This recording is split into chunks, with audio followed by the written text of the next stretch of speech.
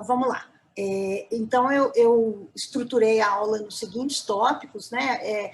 Conceito de sepse, essa definição que foi dada pela Sociedade Internacional de Pediatria numa conferência para elaborar um consenso, né? Aí vou comentar também como que eles definiram sepse grave e choque séptico, quais que são os problemas com esse critério que foi usado para essas definições iniciais e como que estão as novas definições hoje, né? Falando um pouco desse score que foi criado em 2016, que é o Sequential Organ Failure Assessment. Vou falar um pouco da fisiopatologia, do diagnóstico, do tratamento e comentar algumas coisas concluindo.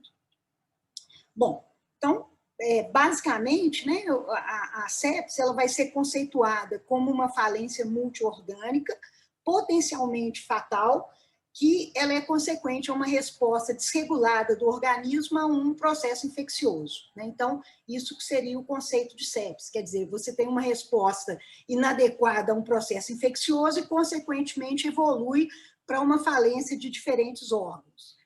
Então, na verdade, você teria basicamente três possibilidades em que a sepse poderia ocorrer.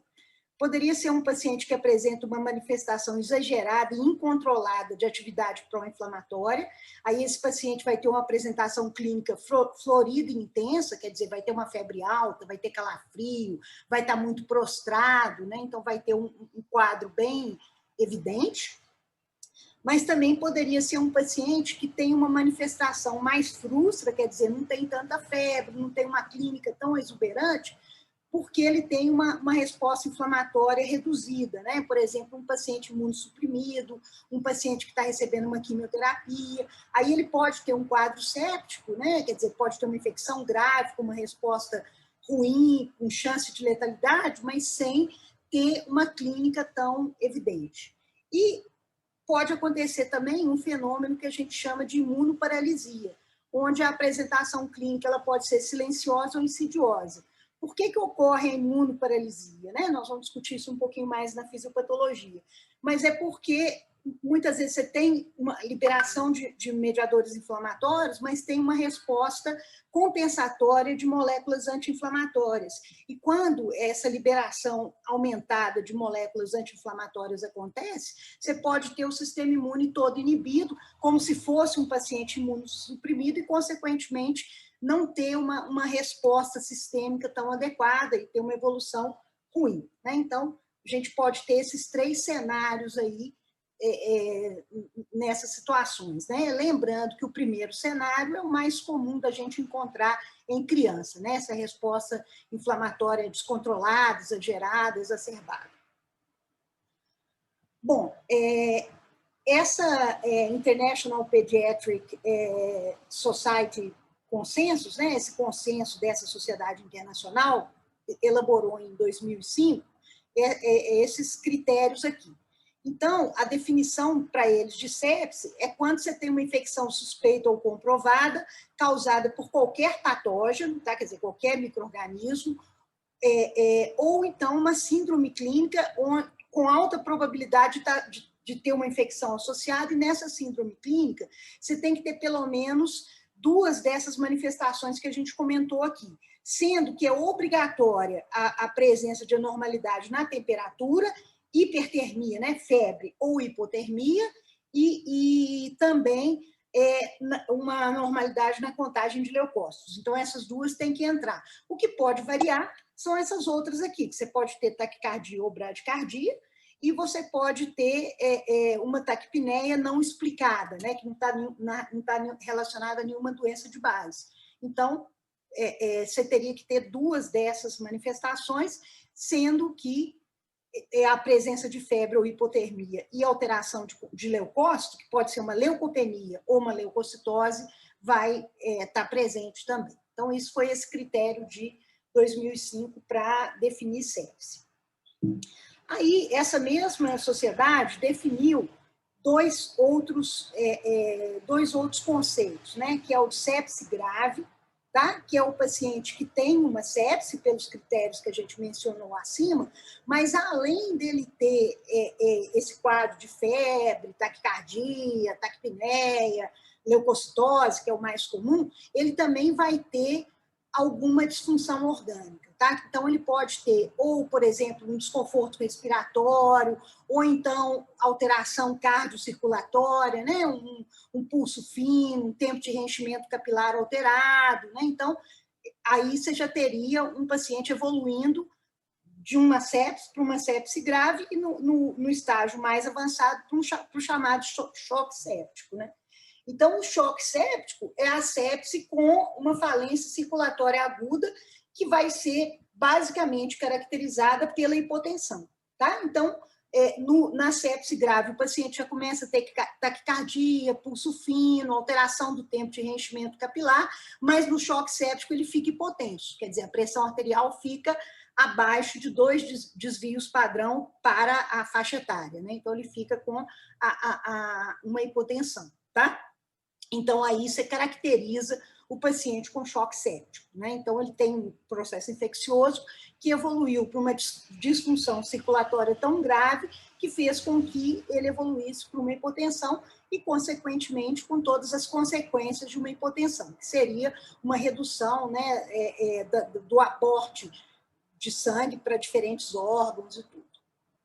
Bom, quais que são os problemas desse critério, né, de 2005, que até pouco tempo era o critério usado, tá? Pelo menos para pediatria. Para adulto teve alguma modificação, mas para pediatria era o critério usado. O que os estudos mostraram é que quando você adotava esses conceitos e pegava, por exemplo, casuísticas de CTIs, de trabalhos com pacientes com sepse, a sensibilidade e especificidade desse critério era baixa. Então, você não detectava de verdade os casos de sepse. Né? Então, o critério não atendia bem. Outro problema que tem esse critério é que você pode ter um paciente com sepse que não apresente essa síndrome da resposta inflamatória sistêmica, porque esse critério ele baseia muito numa resposta inflamatória sistêmica, né? Na medida que ele fala na febre, taquicardia, taquipneia, leucocitose. Então, isso pressupõe que o paciente tem uma resposta inflamatória sistêmica. E tem paciente que é imunossuprimido, ele não vai ter essa resposta inflamatória sistêmica evidente. Né? Então, isso atrapalha o diagnóstico também. E a outra coisa que atrapalha é que você pode ter um paciente com resposta inflamatória sistêmica e não tem infecção. Por exemplo, um paciente vítima de um trauma, um grande queimado. Isso tudo desencadeia uma resposta inflamatória sistêmica e não necessariamente tem um quadro infeccioso subjacente. Então, por isso que esse critério ele acabou assim sendo visto que ele tinha algumas limitações, e aí foi proposto um outro critério, né, que tenta melhorar um pouco a sensibilidade e a especificidade desse critério de 2005. Aí o critério que foi proposto foi esse score SOFA, né, que é Sequential Organ Failure Assessment. Esse score, na verdade, ele foi proposto para pacientes adultos, né, sempre é assim, e aí foi adaptado para a pediatria. Né? Então, o P-SOFA, né? Não é sofá, é SOFA, mas o P-SOFA, né, para brincar um pouquinho, foi o da pediatria. E aí, o que esse score baseia? Ele baseia na avaliação de 6 sistemas. Então, ele vai avaliar sistema respiratório, sistema hepático, viu, Ju? Avalia o fígado. Coagulação, sistema cardiovascular, sistema neurológico e renal. Graças a Deus, né? O principal também é avaliado, que é o rim. Então, ele vai avaliar isso tudo, né?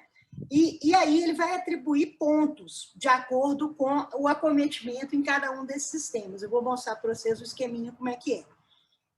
E o score, então, o P-SOFA, ele pode variar de 0 até 24. Então, o 0 seria um paciente que está bem de saúde, que não tem chance de ter sepse, e o 24 seria um paciente que tem um choque séptico grave. Tá? Então, de acordo com esse critério, você consegue ranquear o paciente na gravidade progressiva. Né? E aí, como é que você classifica, então? Você chama de sepse o paciente que tem uma suspeita de infecção ou uma infecção confirmada que está associada com aumento agudo no score P-SOFA. Então, ele tem que ter um aumento de 2 pontos nas 48 horas prévias até 24 horas de infecção.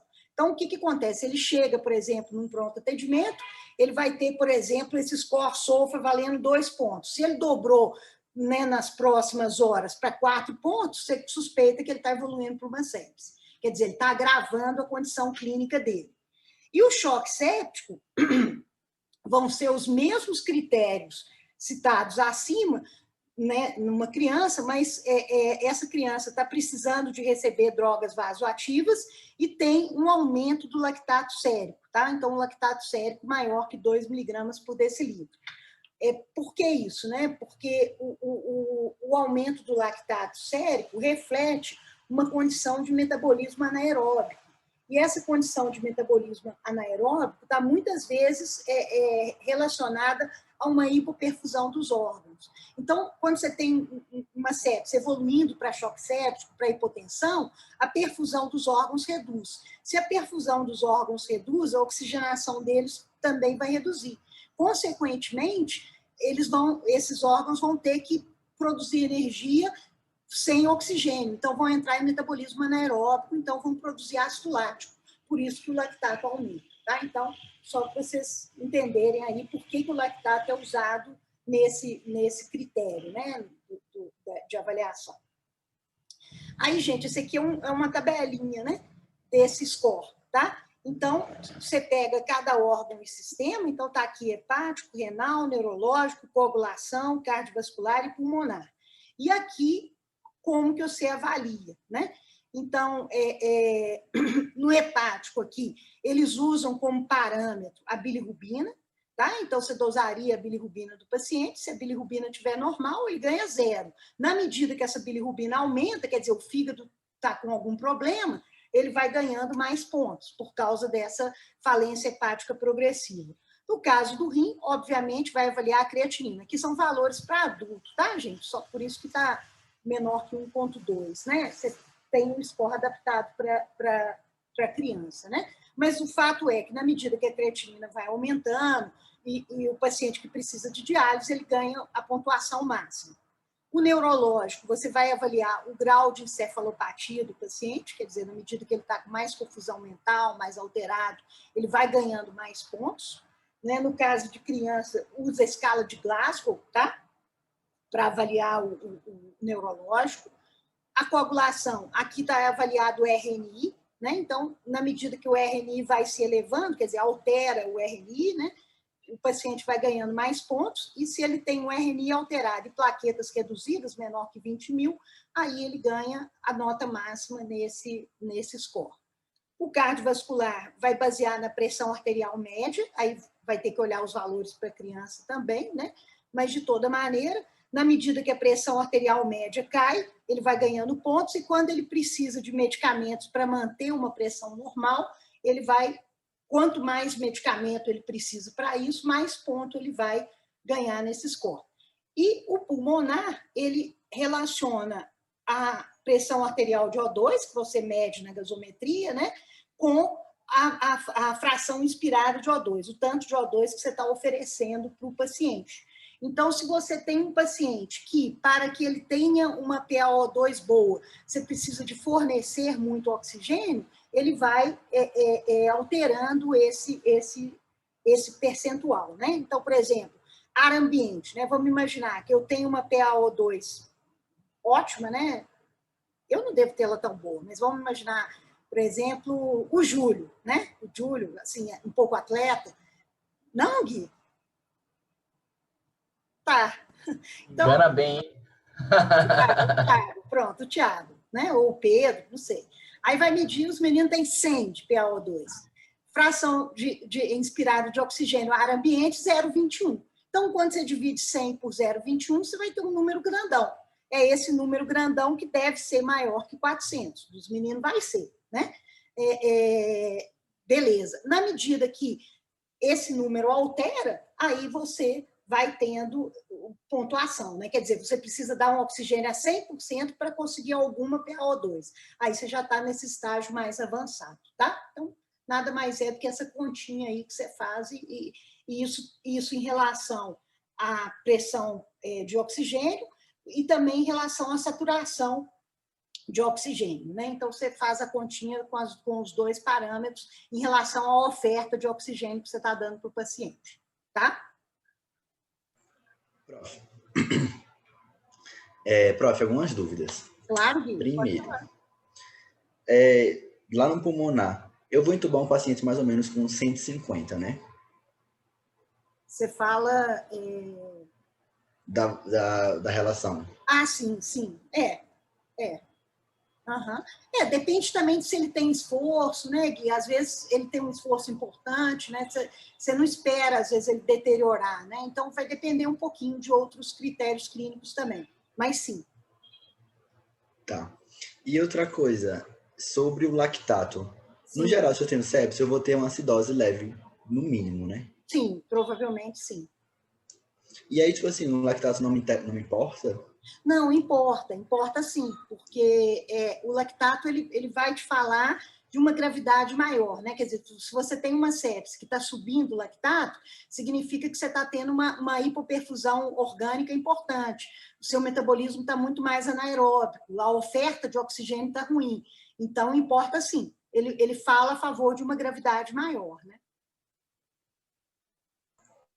Tá, e última coisa, no cardiovascular, as drogas para criança são essas mesmo?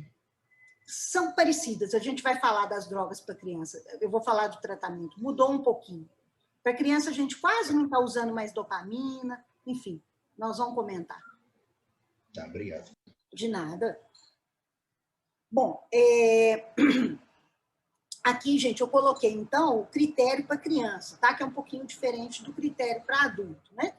Então, o cardiovascular em criança, a gente olha muito o seguinte, aquela criança recebeu líquidos, né? Porque o tratamento inicial de um choque séptico é dar líquido, né? Você dá fluido, você faz uma ressuscitação volêmica, nós vamos falar disso, e apesar disso, essa criança está com a pressão reduzida, né? Então, isso vai mostrar a gravidade. Ou então é uma criança que você está tendo que dar uma medicação vasoativa para poder ela manter a pressão, né? Então, isso tudo vão ser critérios para a gente considerar a gravidade cardiovascular dessa criança. O tempo de reenchimento capilar prolongado, a temperatura central e periférica está diferente, quer dizer, quando eu pego no corpinho da criança, ela está quentinha, a extremidade está gelada. Por quê? Porque não está chegando sangue na extremidade, né? Então, essa diferença de temperatura central e periférica maior que 3 graus é um parâmetro. A presença de redução do débito urinário é um parâmetro, né? Porque o rim não está sendo devidamente perfundido. Uma acidose metabólica inexplicável, né? E o lactato acima 2 vezes o valor de referência. Tá vendo? Então, no de criança é colocado o lactato com importância, sim. O respiratório, né? O paciente está apresentando, então, uma relação PaO2 sobre fração de oxigênio menor que 300, na ausência de uma cardiopatia, né? Porque se for cardiopata, isso pode ser o normal dele, mas considerando que ele não tem uma doença cardíaca ou pulmonar. Então, isso aqui está muito alterado, né? Ou então, que é mais fácil ainda da gente olhar na prática, né? Ele está precisando de uma fração inspirada de oxigênio maior que 50% para manter uma saturação maior ou igual a 92%. Quer dizer, para ele saturar no limite inferior, ele precisa de muito oxigênio, né? Então, e claro, necessidade de ventilação também é um outro critério que você vai utilizar. O neurológico, pode falar, Gui. Só a critério da gente entender, assim, 50% são quantos litros? Ah, tudo bem, claro. Não, tranquilo. Bom, é o seguinte, o ar ambiente, né, é 21%, né? Então, isso é o que a gente está respirando, né? Para colocar 50%, geralmente, o que a gente vai fazer? A gente vai misturar oxigênio puro 50%, ar comprimido 50%. Então, por exemplo, geralmente a gente coloca uns 10 litros. Então, a gente vai pôr 5 litros de oxigênio puro com 5 litros de ar comprimido. Que aí, na teoria, você tem 50%. Você tem 10 litros, metade é de oxigênio. É assim que a gente faz. Então, se eu quero, por exemplo, 70%, eu vou colocar 7 litros de oxigênio, 3 litros de ar comprimido. E assim eu vou fazendo a mistura, tá? Geralmente são 2 tubinhos assim e que você conecta numa máscara, por exemplo, né? E aí é feita essa mistura nessa máscara, por exemplo. Ou então vocês já viram aquele capacete de acrílico que põe na cabecinha do neném? Já viram isso? Chama hood. Deixa eu ver se eu posso caçar uma foto aqui. Quer ver? Vou ver se eu acho uma foto disso. Olha só.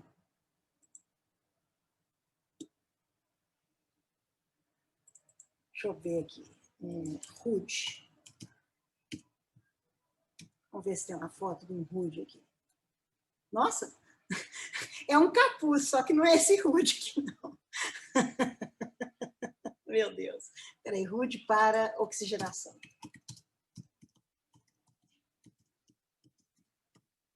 Vamos ver se vai ter uma foto dele aqui. Imagens. Ah, tem aqui, ó. Pronto. Deixa eu ver se fica grande. Vamos.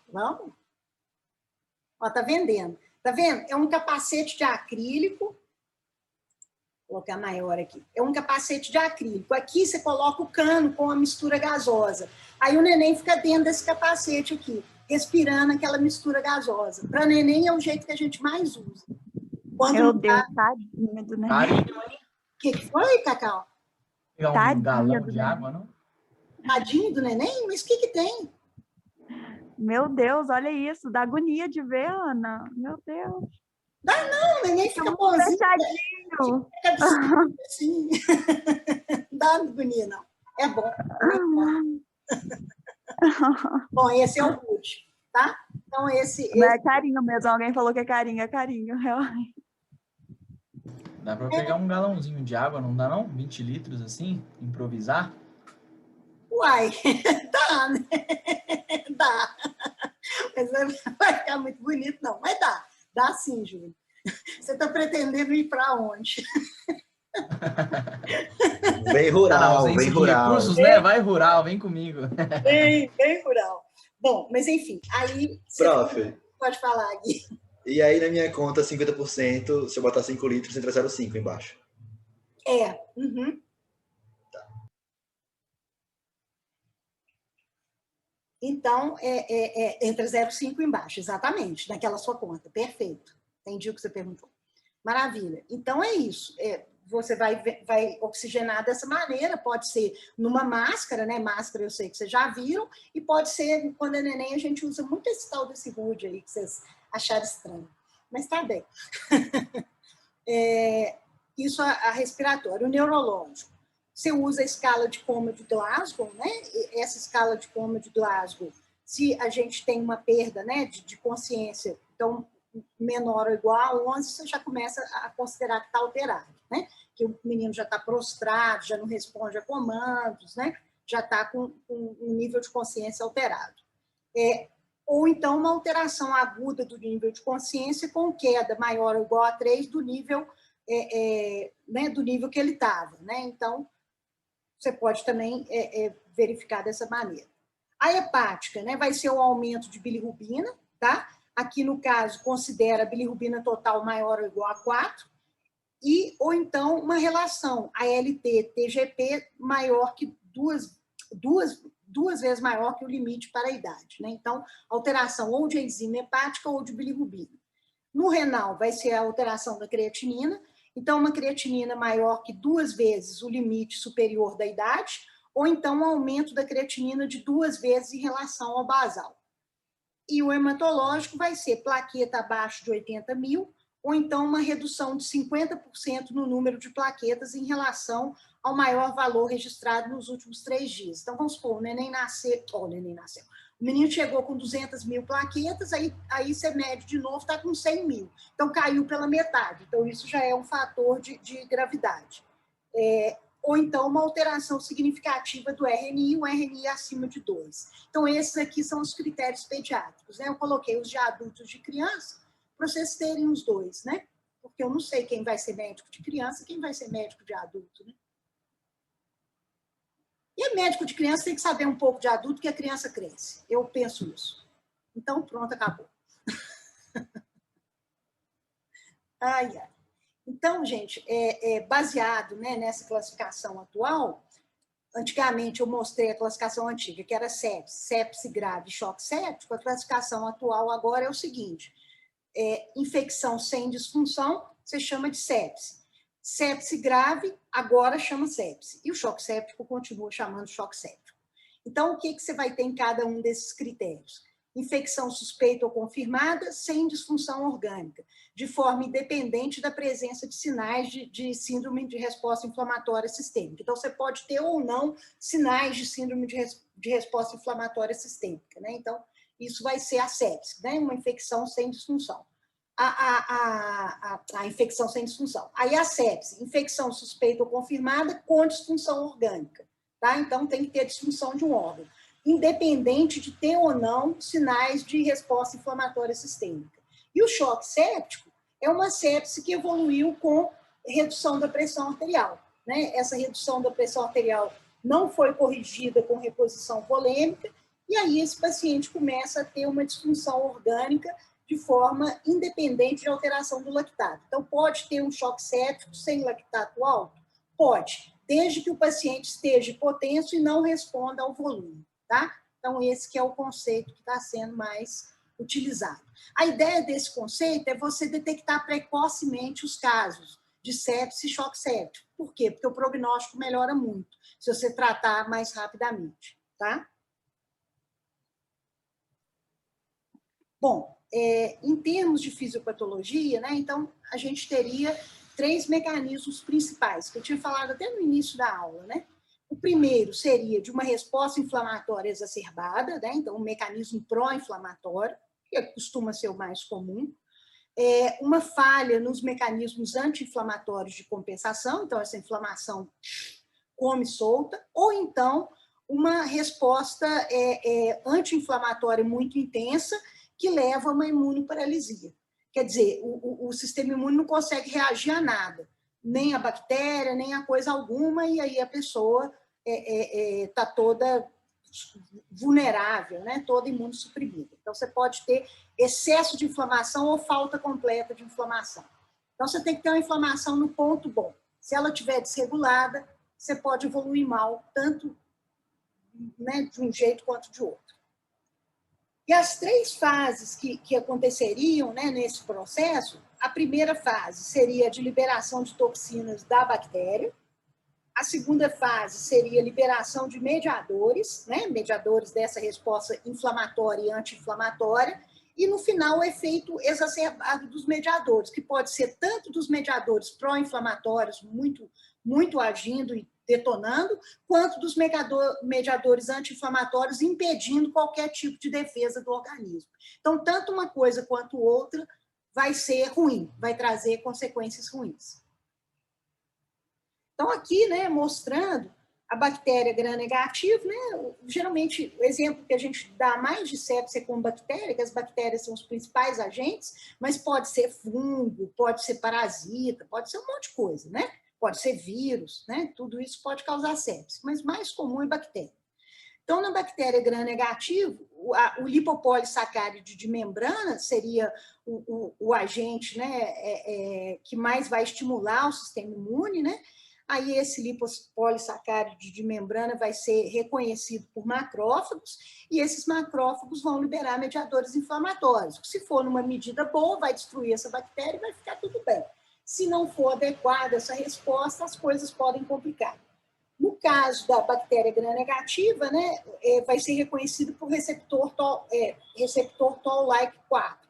Tá? No caso da bactéria gram-positiva, aí a gente tem o ácido lipoteicoico, que é o que faz a membrana do gram-positivo, e ele é reconhecido pelo receptor Toll-like do tipo 2. E aí, esse receptor também vai liberar esses mediadores inflamatórios. Então, essa primeira etapa, a de liberação, né, de toxinas do micro-organismo e reconhecimento pelos macrófagos, seria esse esqueminha que eu mostrei aqui. Aí, o que vai acontecer?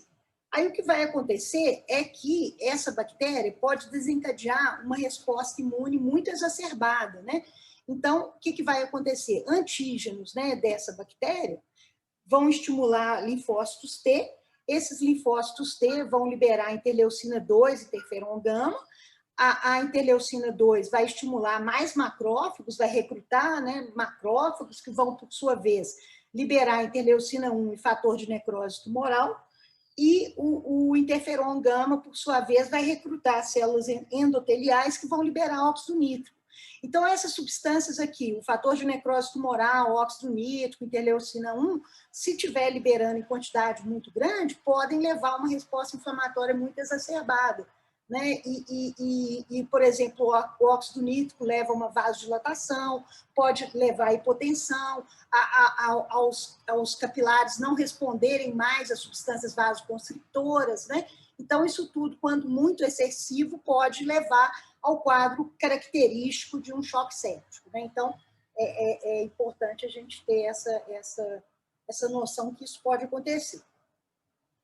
Então, na verdade, né, a gente teria diferentes possibilidades, né, que vão depender de uma série de fatores, né, fatores genéticos, medicamentos que a gente use, né, às vezes o paciente que usa imunossupressor, idade do paciente, alguma doença de base, né, isso tudo vai influenciar na resposta que ele tem aos micro-organismos, né, imaturidade do sistema imune, por exemplo, se a gente pega um recém-nascido, a chance de fazer uma sepse é muito grande, comparada, por exemplo, com uma criança maior, porque o sistema imune é muito mais imaturo, né.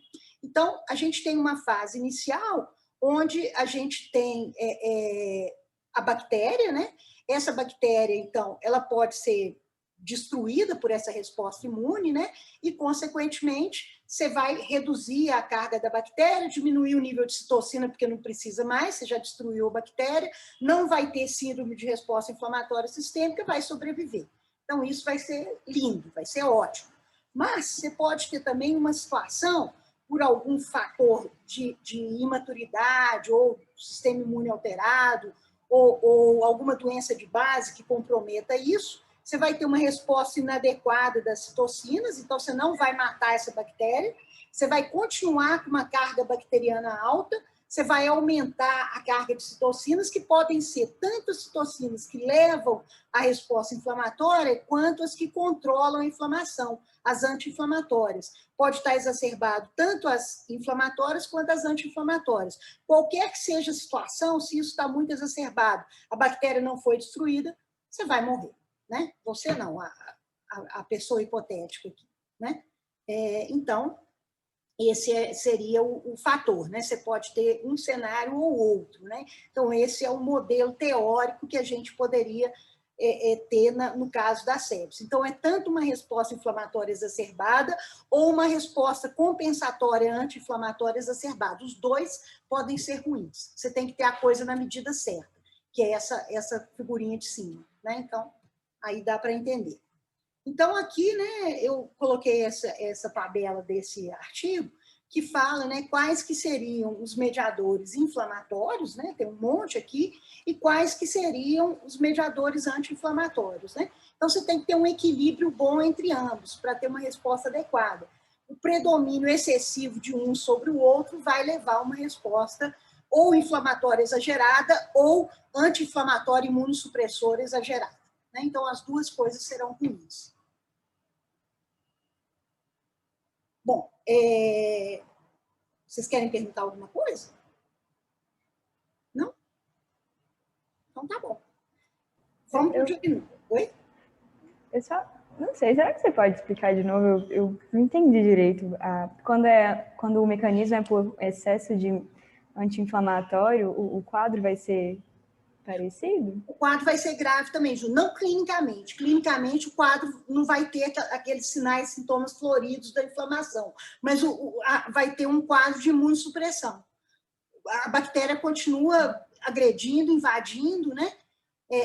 Então, o paciente vai ter um pouco que a gente chama de choque frio, né? Nós vamos falar disso, choque quente, choque frio. Quer dizer, o que é choque quente? Aquele paciente que tem um febrão, que calafrio, tem um quadro, assim, que a inflamação está super evidente. E o choque frio é aquele paciente que está muito prostrado e que rapidamente ele tem pulso fino, perfusão alterada, extremidades frias.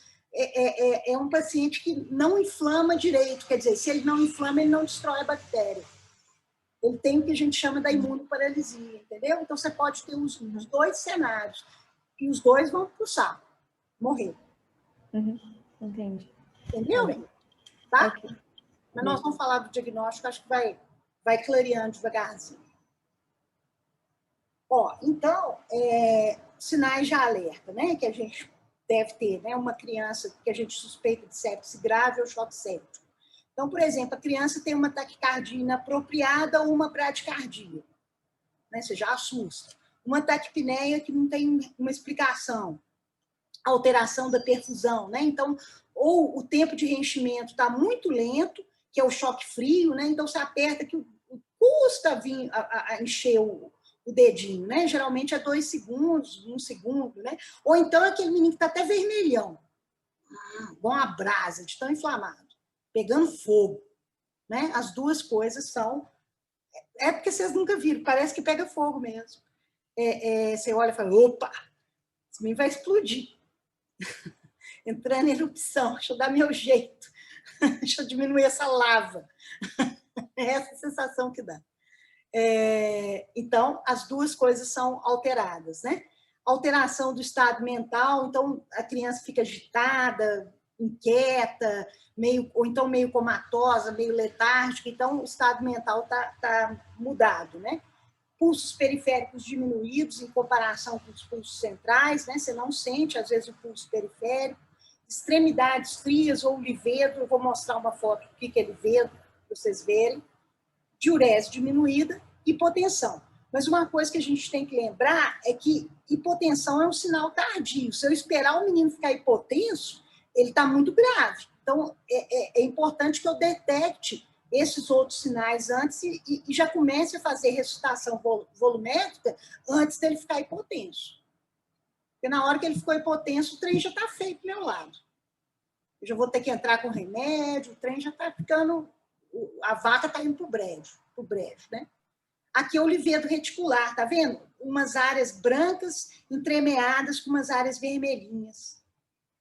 É isso que é o livedo reticular. O pezinho fica esquisito. Fica, né, umas áreas bem perfundidas, outras áreas mal perfundidas.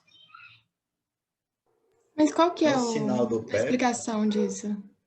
É porque você tem umas áreas que a perfusão capilar está diminuída, ela está desigual. Você tem umas áreas que está indo capilar, levando sangue, e outras que não está. A evolução é para ficar tudo branquinho aqui, entendeu? O normal é estar tudo vermelhinho o pé do neném, né? Então, isso é um sinal que já tem umas áreas de hipoperfusão importante. Aqui você pode estar tendo até fenômeno tromboembólico, entendeu, Nádia?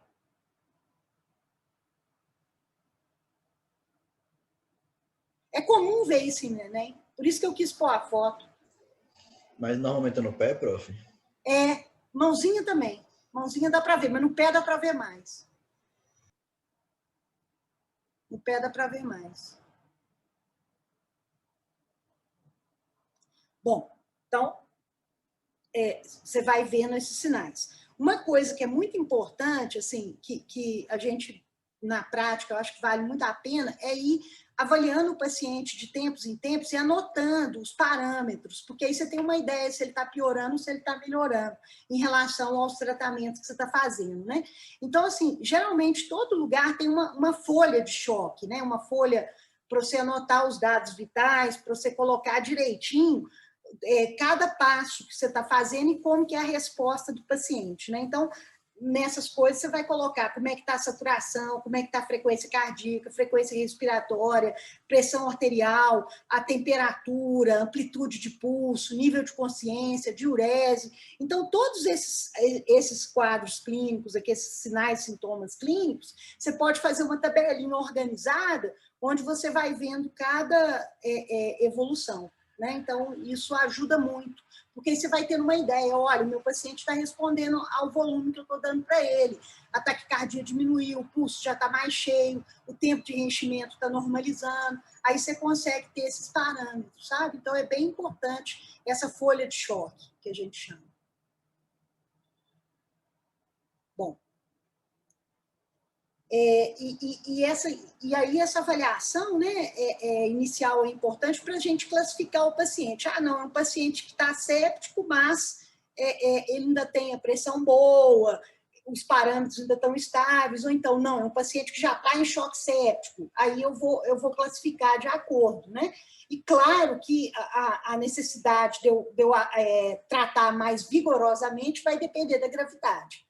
Agora, uma coisa que é importante, gente, é que o tratamento, né, de uma sepse sempre deve ser o mais precoce e rápido possível, né? Então, umas coisas, por exemplo, você suspeita de uma infecção causando esse quadro, começa já a dar antibiótico empiricamente, né? Você não vai esperar resultado de exame para dar antibiótico. Então, de preferência, você colhe uma hemocultura, colhe as culturas, né? Mas se você não tiver como colher as culturas, é melhor você dar antibiótico sem colher as culturas. Você não pode atrasar dar um antibiótico, porque atrasar dar um antibiótico pode significar o paciente evoluir para o óbito, né? Então, é importante a gente ter esses critérios, né? Que todas as medidas devem ser tomadas com rapidez, né? E, claro, quanto mais grave, mais ágil eu vou ter que ser no meu tratamento, né? Bom, então, como que a gente, né, vai avaliar essas crianças? Então, com a criança com suspeita de sepse, sem disfunção orgânica, quer dizer, o rim ainda está ok, o coração ainda está ok, não está hipotenso, PPP, o médico vai prescrever antibiótico, empiricamente, tá? E coletar o chamado kit sepse. O que é o kit sepse? Eu pus aqui embaixo, né? Vários artigos falam desse kit sepse. São exames que você avalia a disfunção orgânica. Então, por exemplo, creatinina, bilirrubina, coagulograma, né? Esses exames têm que estar, porque vocês lembram daquele score do sofá lá que pergunta isso, né? Do fígado, do rim, né? Um hemograma para você olhar plaqueta, essas coisas. Gasometria, lactato, gasometria para você olhar como é que está a oxigenação e saturação, e o lactato para você ver se esse paciente está entrando em metabolismo anaeróbico. E hemocultura e cultura de sítios suspeitos, para você tentar achar o agente etiológico. Então, isso aqui é o chamado kit sepse, é o mínimo que você vai colher num paciente que tem uma suspeita de um quadro infeccioso, né, grave, levando a uma sepse. Então, isso você vai colher o mais rápido possível. E aí você vai monitorar esse paciente frequentemente, para você ver se ele está agravando ou se ele está melhorando, né? Aí, se você afastou o diagnóstico de sepse grave ou choque séptico, aí você já fica mais tranquilo, você não precisa continuar com esse protocolo de avaliação contínua e tudo. Mas, se você confirmou que ele está séptico, aí você vai continuar com esse protocolo de avaliação contínua e tomar as devidas medidas que nós vamos falar, né? Como é que a gente trata isso. Então, aqui, gente, o que você deve... O que você espera que aconteça, né? Quais que seriam as suas metas terapêuticas na primeira hora de tratamento? Por que os trabalhos falam da primeira hora? Porque se você consegue melhorar o paciente em 1 hora, o prognóstico desse paciente melhora muito. A chance dele sobreviver e sair bem é muito grande. O contrário também é verdade. Se esse paciente você custa conseguir melhorar, o prognóstico piora. Então, o tempo de reenchimento capilar, menor ou igual a 2 segundos. Então, isso é o seu alvo na primeira hora, né? Pressão arterial sistólica, que esteja normal para a idade. Então, é isso que você quer. O pulso, que ele tenha o pulso central e periférico palpável. Diurese, maior que 1 ml por quilo por hora. Extremidades aquecidas, estado neurológico normal, saturação venosa central. Aqui só tem jeito de você saber se o paciente estiver usando um catéter venoso central, tá? Se ele não estiver usando, não tem jeito de você saber, né?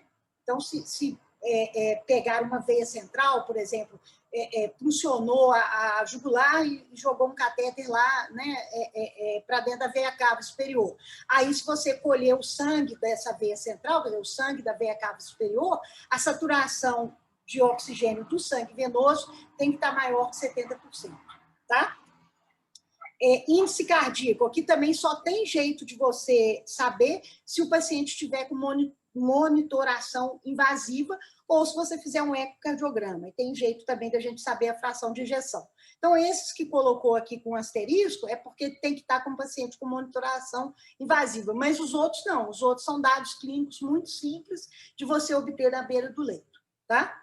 E a pressão de perfusão também, só se você tiver com monitoração invasiva, né? Tem que ser normal para a idade. Mas esses primeiros que eu falei, dá para você fazer tranquilamente em qualquer lugar, que é coisa simples. Reenchimento capilar, pressão arterial, avaliar pulso, avaliar a diurese, avaliar a extremidade e o exame, e o estado neurológico é bem simples da gente fazer rotineiramente, né, em paciente.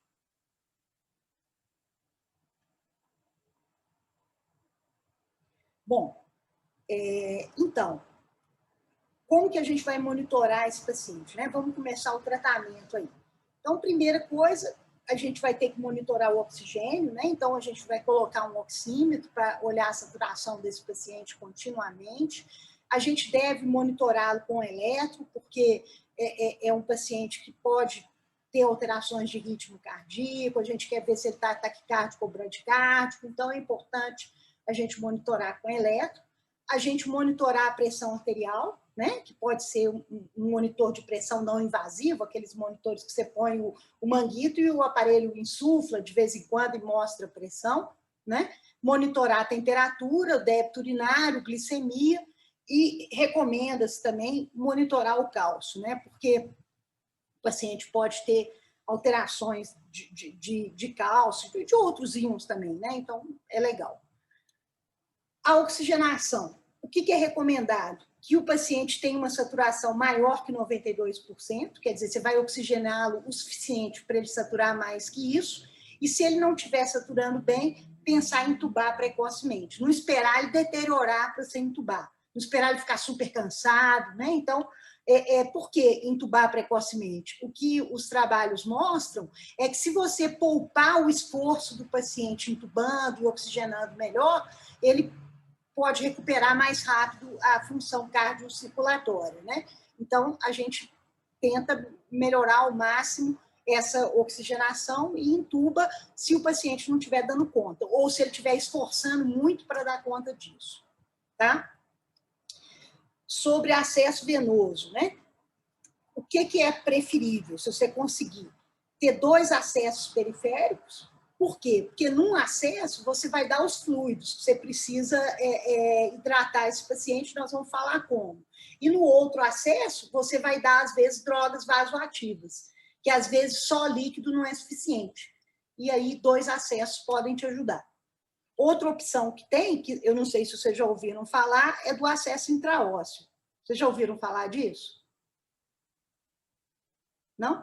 Sim? Eu vi uma página do Instagram faz um furinho na, tipo, eu não sei se é na patela, né? Eu acho a foto aqui para vocês verem. Eu já fiz muito intraóssea na vida. Nossa. É na perna que faz, professor, ou não? Na perna, na perninha do neném. Parece, o bom de treinar é no osso de frango. Se vocês quiserem um dia, a gente pode... Deixa a vida normalizar, que eu ensino vocês a fazer intraóssea. A gente aprende no osso de frango. Tá bom, né? A sensação é a mesma coisa de furar o ossinho, a coxa do frango, é de furar o ossinho do neném. É a mesma sensação. A Cacau tem Ana, eu tenho uma dúvida. Pode falar. Eu vou tentar achar uma foto aqui, gente. Enquanto você pesquisa aí. Claro. Por que reposição volêmica do paciente com sepse? Porque, para mim, o choque hipovolêmico eu associaria mais fácil. Uhum. Mas o da sepse eu não entendi muito bem. Então, o que acontece, Cacau, é o seguinte, no choque séptico, o que vai acontecer não é que o paciente perca, né, o líquido com diarreia, com vômito, não. Esse líquido dele, ele sai do intravascular e vai para o intestino. Por quê? Porque ele libera substâncias vasoativas, né? Então, por exemplo, ele libera óxido nítrico que dilata o vaso, ele libera algumas citocinas que aumentam a permeabilidade vascular. Então, o líquido sai do vaso. Então, ele fica como se ele estivesse hipovolêmico, entendeu? Só que ele está com o líquido mal distribuído no corpo. É o que acontece na dengue, por exemplo? Exatamente, é o que acontece na dengue. Isso, muito bem. Ah, Aqui, entendi. gente, olha que bonitinho. Agulhinha no ossinho do neném. Aqui tá sofisticado, ele tem um revolvinho, né? A gente pega uma agulha qualquer mesmo. Oh, meu Deus. Ai, ai. Deixa eu ver se tem um mais realístico aqui. Vai ter que ensinar a prática disso pra gente. Em bebê é com furadeira também, prof? Com furadeira. Não, não, não. Não é com furadeira, não. Nossa, gente, o osso do bebê quebra com... Nossa senhora, nossa, prematuro então. Você acha que Meu você Deus, vai tem uma varar o galinha osso? ali, socorro. É, o povo treinando no pé de galinha, ó. Não, é É muito verdade. legal. Tá vendo? Ai, ai. Mas é isso aqui, ó. Em adulto, você vai usar a agulha para fazer mielograma, quando é adulto. Tem que ser uma agulha bem forte. Mas para criança, não. Para criança, agulhinha... Bebê que a gente faz isso. Menino maior, geralmente, a enfermeira pega ver. Bebê que é difícil, né? Ai, ai. Mas é isso aqui, ó. Esse aqui tá bonitinho, peraí. Esse eu ponho ele grande. Vamos, filho. Ah, nossa senhora.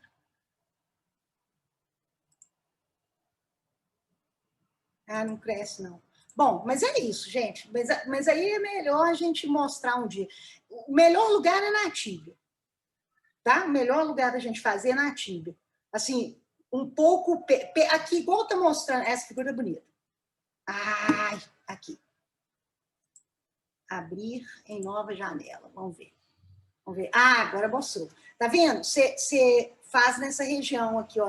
Você olha a tuberosidade da tíbia, vem um pouquinho para o lado e faz. Perto do... Não tão no joelho, mas perto do joelho. Né? Então, é isso. A tuberosidade da tíbia é aquela... Ah, o Guilherme sabe tudo, porque ele é da anatomia. Né? É aquele croco que tem na tíbia, tipo um caroço que tem na tíbia, perto do joelho, né? Perto da patela lá. É isso. Ensinando anatomia para os anatomistas. Quem sou eu, né? Bom, então, o que vai acontecer, né?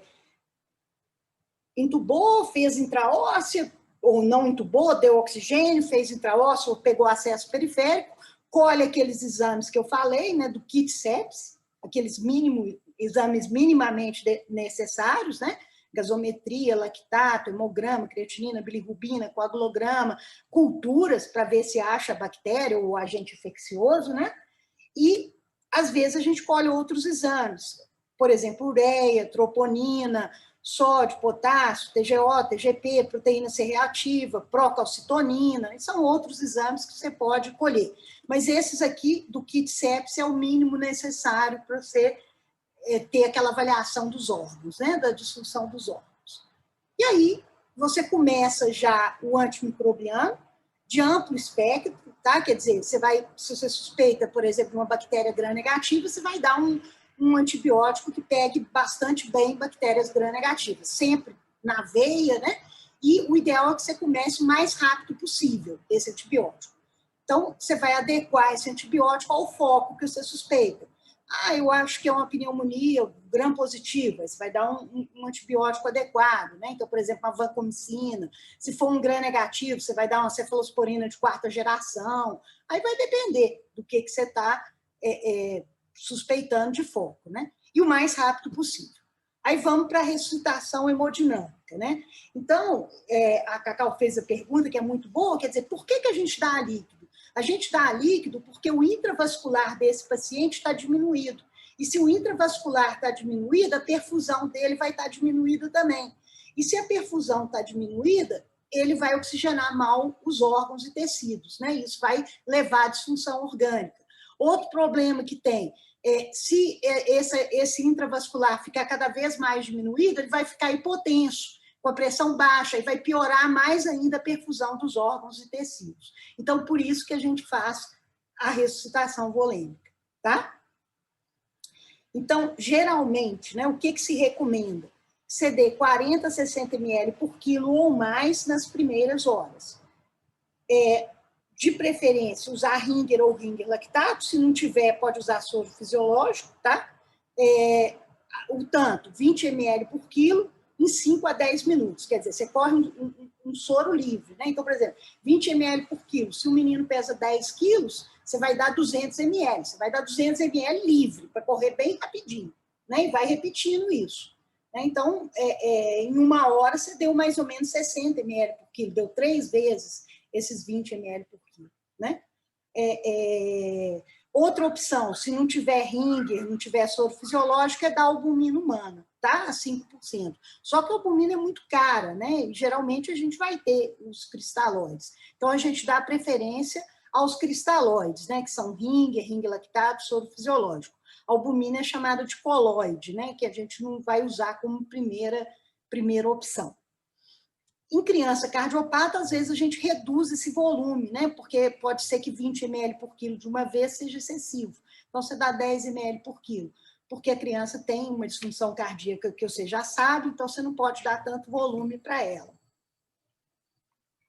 Bom, então, gente, o que acontece? A primeira fase de tratamento do choque séptico é ressuscitação volêmica, tá? Se ele responder isso aqui, ótimo. Ele melhorou, a perfusão melhorou, o pulso melhorou, a pressão continua boa, ótimo.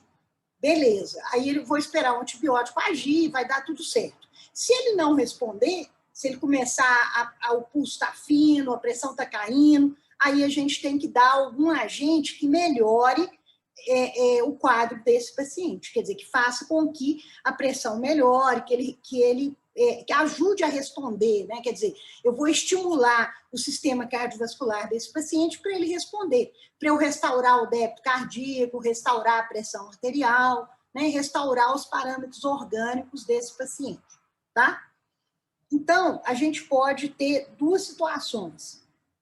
O paciente que tem uma disfunção cardiovascular apesar dos fluidos e apresenta o que a gente chama de choque frio. Eu tinha até falado um pouquinho isso adiantando com a Ju, né?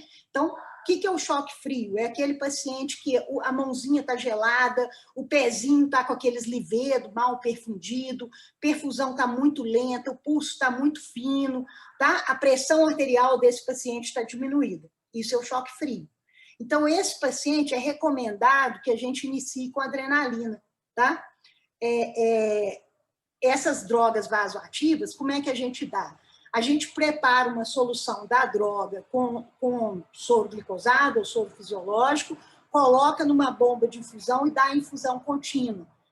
A gente pode combinar um dia, eu ensino para vocês como é que faz essas contas desses remédios, né? Assim, porque isso demora um pouquinho, mas é fácil, não é nada difícil, é só porque tem que olhar direitinho quanto que tem na ampola, mas um dia a gente pode fazer uma aula prática, que eu mostro como que calcula drogas em infusão contínua, né? Que eu não sei se algum dia alguém vai ensinar esse processo, se vai ser só na residência. Capaz, né, Gui? Pela sua A gente não sabe nem prescrever, Ana. Oi? Quê? A gente não sabe nem prescrever medicação normal. Ah, não, gente, sabe sim, não é assim também, não. Ai, Ana. Prof, esses dias usei o carbono ao contrário, passei a maior vergonha. Ah, não, gente, peraí. A receita é gigantesca. Ana, você vai ter que dar uma ajuda. Não, eu ajudo sim. Não, tá um desastre. Esses dias lá no posto, a gente tava aí, mas alguém não era. A gente escreveu de carbono na mesa. A gente não viu o que tomar. Ô, gente, mas aí, peraí, aí eu tenho que dar uma aula como usar o carbono. Eu vou pegar um carbono para trazer aqui para casa. É falta de prática, professora. A gente não tá sabendo nem como escreve receita. Ana. Não, mas o povo não ensina vocês como é que faz uma receita, tudo bonitinho, não? Não, eles ficam ditando, assim, até hoje. Daí, meio que, eles não falam, tipo assim, questão de posologia, como calcular, o que a gente vai prescrever. Não tem, a gente, pelo menos eu não vi, não sei como que tá Isso vem no 8º período, na teoria, prof. 8º período que tem prescrição. Nossa Senhora, entendi. Mas alguém já fez? Uai, Mais ou menos, mais ou menos. Porque o caso me reclamou que não tem, não. Ô, gente, não, mas a gente pode combinar um dia de fazer uma aula de prescrições, assim, aleatórias. Sério. Não tem problema, não, a gente faz isso. Bom, mas então, aí você usa adrenalina, quando está com esse chamado choque frio.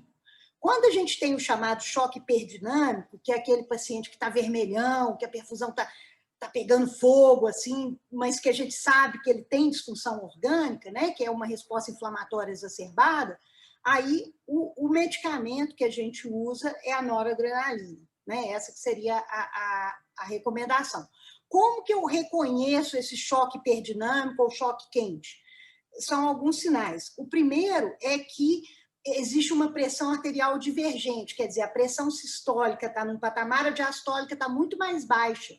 Quer dizer, os órgãos estão mal perfundidos. Por quê? Porque a pressão arterial média fica baixa, na medida que a diastólica está muito baixa em relação à sistólica, né? Então, a pressão de perfusão está diminuída.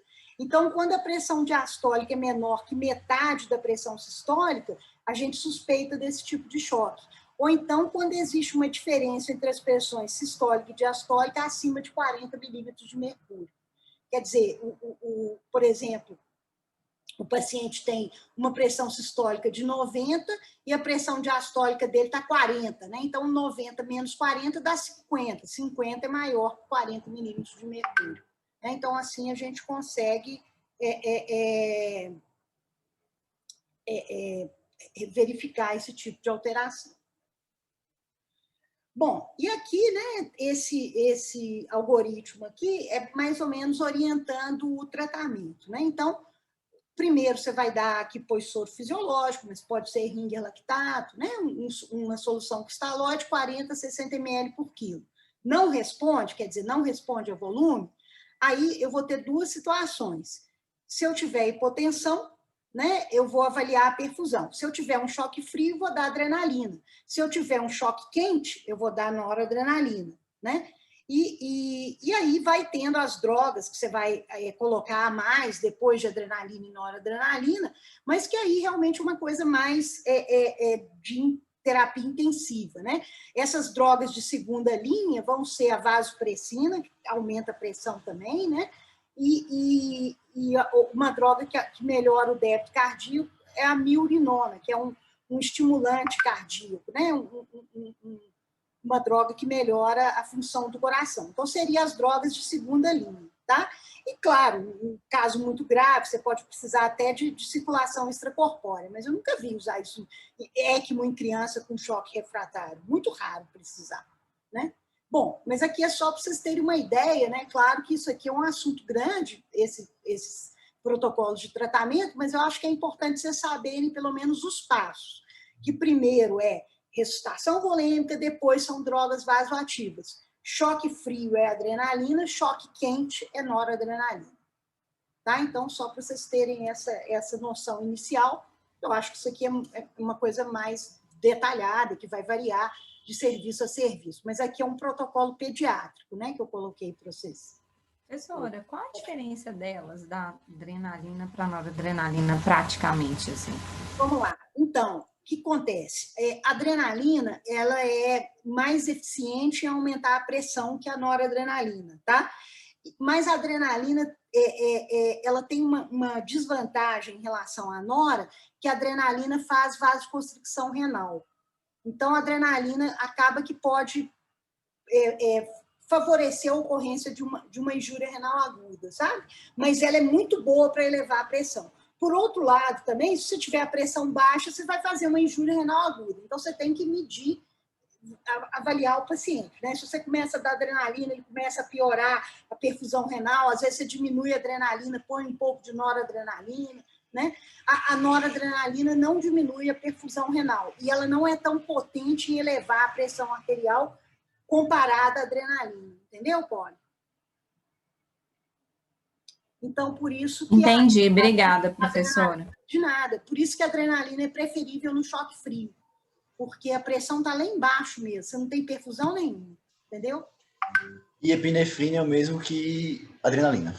Epinefrina é o mesmo que adrenalina, e norepinefrina é o mesmo que noradrenalina. Obrigado. Mas eu gosto mais de falar adrenalina. Adrenalina. É mais legal mesmo. Não é, Cacau? Não, tô cheio de adrenalina, não é mais legal? Ai, tô cheio de epinefrina. Não tem muito efeito. Não, não tem efeito nenhum. Fim de festa. né?